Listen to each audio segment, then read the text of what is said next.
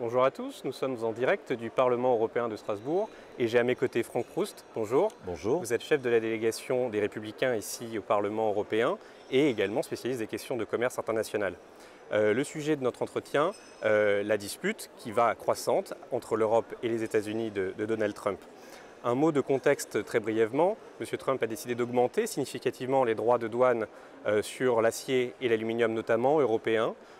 Et non content de s'attaquer à des pays qui sont censés être ses premiers alliés commerciaux et stratégiques, il semble en plus que M. Trump se trompe de cible, car la concurrence déloyale ne viendrait pas de nous, mais plutôt de la Chine. La première question que j'ai envie de vous poser, c'est un peu la question à 1000 euros. Y a-t-il une explication rationnelle derrière la décision de M. Trump? Non, d'ailleurs vous avez employé le terme de dispute, moi je dirais qu'on est plus dans une phase de guerre commerciale. J'ose utiliser le terme, même s'il est un peu fort. Et c'est vrai que dans les propos, comme dans l'attitude de Donald Trump, il n'y a pas grand-chose de rationnel. Il utilise d'ailleurs, et c'est assez navrant de voir qu'un chef d'État d'une des premières puissances au monde utilise son compte Twitter et son poste de télévision comme ses principaux conseillers. Donc je crois qu'aujourd'hui, on n'est plus dans le rationnel malheureusement. On est dans la petite phrase. On est dans la phrase qui va choquer le monde. On voit très bien sa stratégie d'ailleurs sur tous les sujets, qu'il s'agisse de l'économie ou de diplomatie au sens général. Donald Trump va très très loin pour ensuite en partie reculer, mais ceci étant, on a du mal à avoir une lisibilité, ce qui rend les choses un peu complexes. Parce que quand on joue et qu'on a des relations normales avec un chef d'État, il suffit de voir ce qui s'est passé au G7, où tout semblait d'accord, où on a une photo qui est une photo abominable, où on voit un président des États-Unis les bras croisés face à l'Europe, face à ses alliés, et qui en même temps fait la courte échelle à un des plus grands dictateurs au monde, le président nord-coréen, et avec vous parlez de sujets irrationnels, il y a un accord, Justin Trudeau reparle de justement ces mesures sur l'acier, et il remet en cause 48 heures de négociation, on ne sait pas trop pourquoi. La réponse européenne, pour le moment, elle est plutôt diplomatique, mesurée. On va porter plainte devant l'OMC et on va prendre un certain nombre de mesures de représailles proportionnées en taxant des produits symboliques américains. Oui.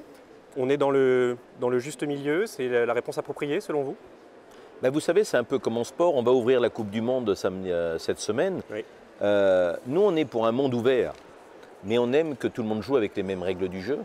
Bien, quand on a un adversaire qui développe une stratégie telle qu'on peut l'observer, on est obligé, dans une guerre commerciale, j'ose utiliser encore ce mot-là, d'utiliser les mêmes armes que lui, de se faire respecter.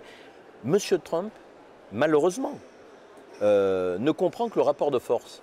On a l'impression qu'aujourd'hui, la principale force des Européens, c'est d'être ensemble, Oui. parce qu'ensemble, c'est une masse critique pour faire face à l'Amérique de Donald Trump. Est-ce que l'Union va continuer de serrer les rangs? Parce que si jamais, comme il se dit, maintenant Donald Trump s'attaque à l'automobile, est-ce que l'Allemagne, qui a un marché très important avec les États-Unis, va rester groupée? Alors j'allais dire, pour reprendre un slogan bien connu dans ma famille politique, ensemble tout est possible. Mais le mot ensemble est très important. Vous avez vu ce qui s'est passé quand on a été attaqué par les Chinois sur les panneaux photovoltaïques? Pour une fois, nous avons réagi. Un peu tard, mais nous avons réagi. 2 ans après, lorsque l'ensemble de nos entreprises avait disparu. Et puis, le Premier ministre chinois est venu en Europe, a rencontré nos amis allemands et essayé de nous diviser.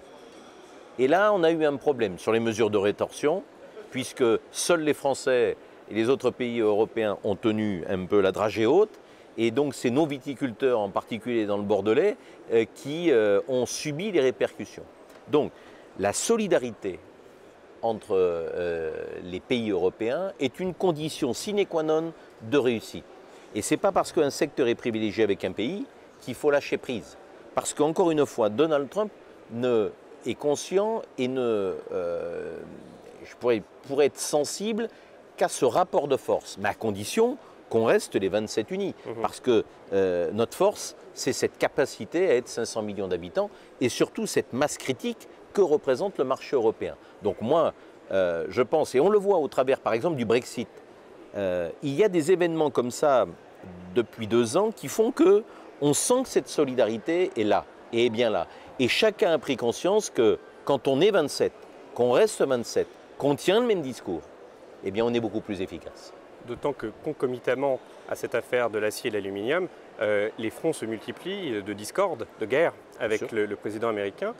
Un mot rapidement sur le retrait américain de l'accord sur le nucléaire iranien, parce qu'il y a des conséquences commerciales importantes indirectes, car les États-Unis font un usage assez extensif de l'extraterritorialité de leurs lois, et ça met en danger des entreprises européennes. On voit que Total, que Peugeot, Citroën, pour éviter un peu le spectre de sanctions américaines potentiellement très importantes, se retirent du marché iranien. L'Europe, là aussi, elle a des arguments à faire valoir, elle a des mesures de représailles qu'elle peut utiliser. C'est une erreur d'avoir accepté ces lois extraterritoriales à l'époque. Je crois que c'est Valéry Giscard d'Estaing qui l'avait dénoncé en son temps. On voit que la grande problématique, c'est l'utilisation des transactions financières en dollars. Et que par le biais de l'utilisation du dollar, eh bien, les Américains en profitent pour empêcher les entreprises européennes de pénétrer le marché iranien, alors que ce marché est très intéressant, en particulier pour nous la France, parce que nous avons des liens historiques avec l'Iran qui sont très importants, que nous avons un certain nombre d'entreprises, vous les avez citées, dans le secteur pétrolier, dans le secteur de l'automobile, dans le secteur des infrastructures également, qui sont en Iran depuis plusieurs années et qui commencent à se retirer parce qu'ils sont dans l'impossibilité de travailler. Regardez ce qui s'est passé avec la BNP, oui. Où le secteur bancaire a subi des préjudices financiers énormes. En milliards. Alors, j'ai parlé de guerre commerciale. Je vais utiliser un terme qui est fort. Est-ce qu'on ne pourrait pas attaquer M. Trump pour des préjudices? Quand on fait une guerre, on a parfois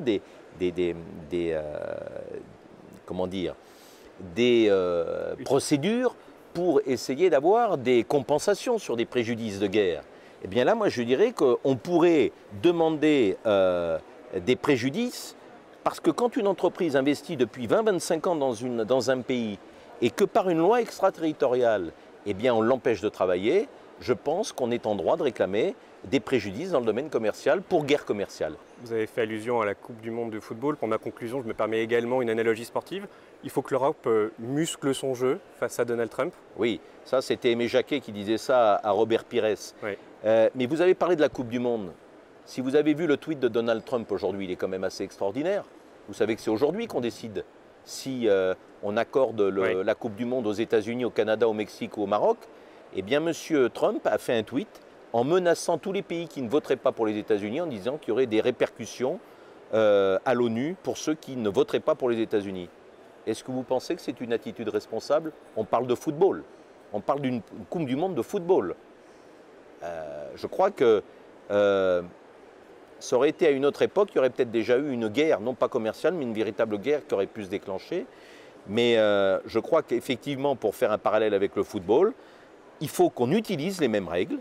On a une équipe en face de nous qui joue, eh bien, utilisant des armes qui nous permettent de contourner cette équipe et de marquer des buts.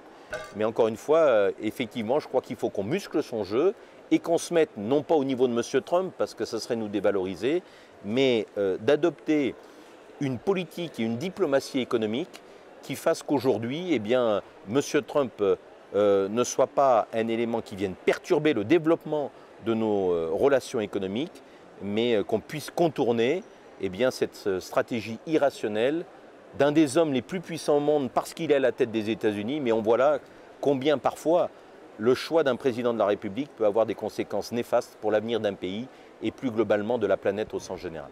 Je vous remercie.